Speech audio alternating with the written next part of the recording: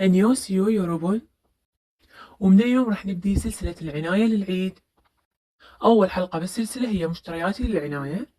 أول شي طبعا اشتريت مزيل مكياج، هو شي أساسي للعيد وتجهيزات ما قبل العيد، لأن انتي إذا رحتي طلعتي للسوق تشترين فستان أو تودين فستانك للخياطة راح تخلين شوية مكياج، فما ترجعين ضروري تمسحين المكياج اللي على وجهك حتى تحافظين على وجهك قبل العيد بدون حبوب.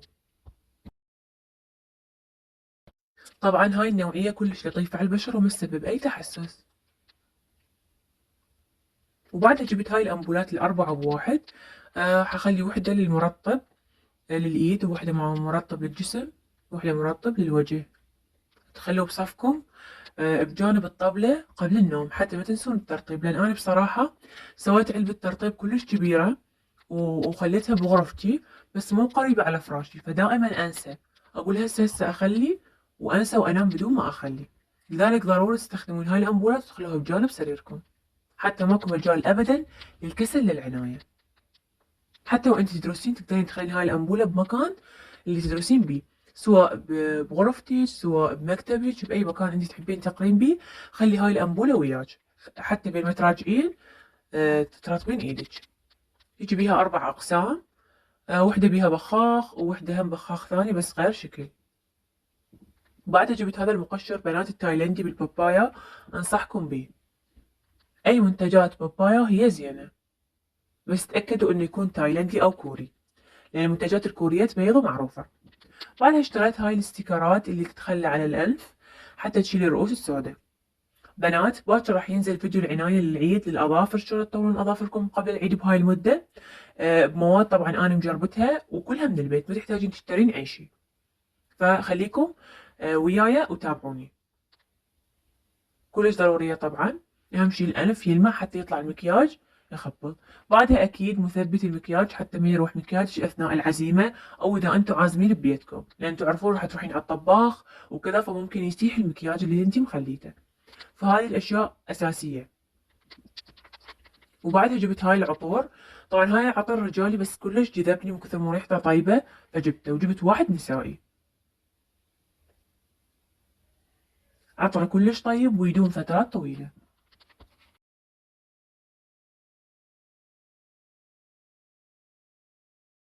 مضاد تعرق وهذا الشيء أساسي. بعدها بنات تعرفون انه اني من فترة صار لي فد 3 سنوات تقريبا استخدم من هذا الواقي الشمس، بس كان الباكيت افتحه وهذا التحديث الجديد. كل زين بنات ونفس القوام. جبت علبتي لان انا استخدمه هواية، احاول ابد ما اعرض بشرتي للشمس الا واني مخلي هذا الواقي.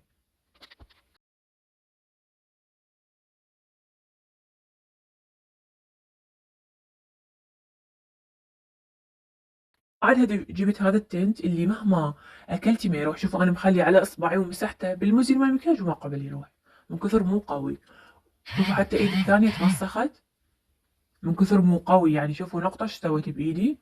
وبنات كلش حلوة المكياج يطلع جلوي. مكياج شوفوا هذا مخليه هيج كرزي تطلعين كورية.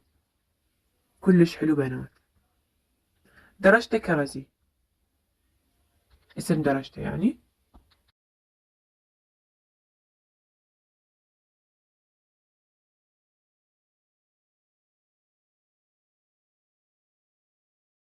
واكيد جوكر العيد هو الصبغ الاظافر الاحمر. انا دائما احب العيد اصبغ الاحمر، الا مرات لبسي ما يرهم عليه اصبغ غير لون، بس هذا هو يطلع الايد بنات بيضة ثلج، فأنا دائما احب استخدم اللون الاحمر.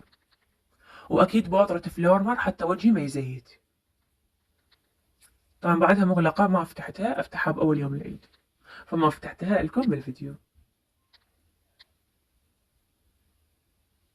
وأكيد بنات الماسكات الورقية وخاصة اللي تكون مرسوم عليها مثل المغذي، هي فعلا تكون مغذي حرفي للبشرة.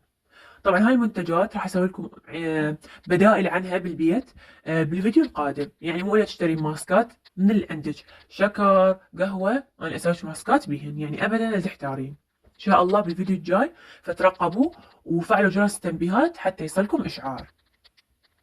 واكيد هاي الماسكات تحت العين اشتريتها كرزيات بالكرز، العفو بالتوت، بلو بيري، تاع تأثير الصيام. جبت 4 قطع، بس أنا هنا أنا عارضة بس 3، واحد ناسيته. طبعا أنا أخلي واحد من أرجع من الدوام، وواحد ورا الفطور، وواحد ورا السحور، لذلك تشوفون أنا جايبة كميات كبيرة. طبعا اللي يعرف هذا شنو هو أثبته بالتعليقات، خل أشوف منو ذكي ويحذر شنو هذا المنتج.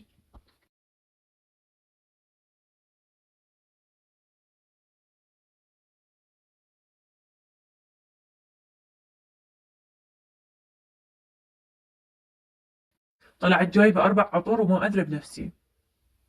شوفوا جايبة 4 عطور من نفس النوعية، يعني ما منوعة، لا جايبة نفس الشي، بس بنات خرافيات ويدوما، يعني يظلن فد ما ترجعين طلعة وبعد ريحتك عطر. بنات اشتريتوا ملابس العيد أو لا؟ اكتبوا لي تحت بالتعليقات.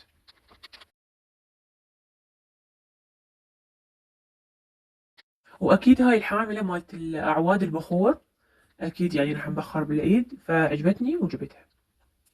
وأيضا جبت ماسكات تانية، أنا كلش أستخدم هاي الماسكات اللي تحت العين حتى ما تتعب عيوني، لأن إحنا برمضان النار تقريبا بس 3 ساعات، فأكيد راح تطلع لك هالات، فأنت لازم قبل ما تطلعي تكوني مهتمة بيهن.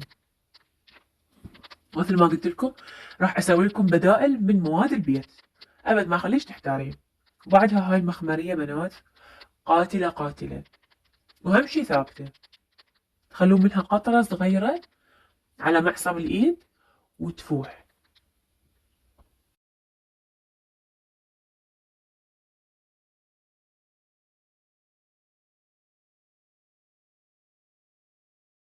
وبعدها جبتها قراصات الشعر، حسيت شكلها كلش أنثوي وحلو فجبتها، حسيتها أنوثية كلش، خاصة الوردية كلش عجبتني فجبتها.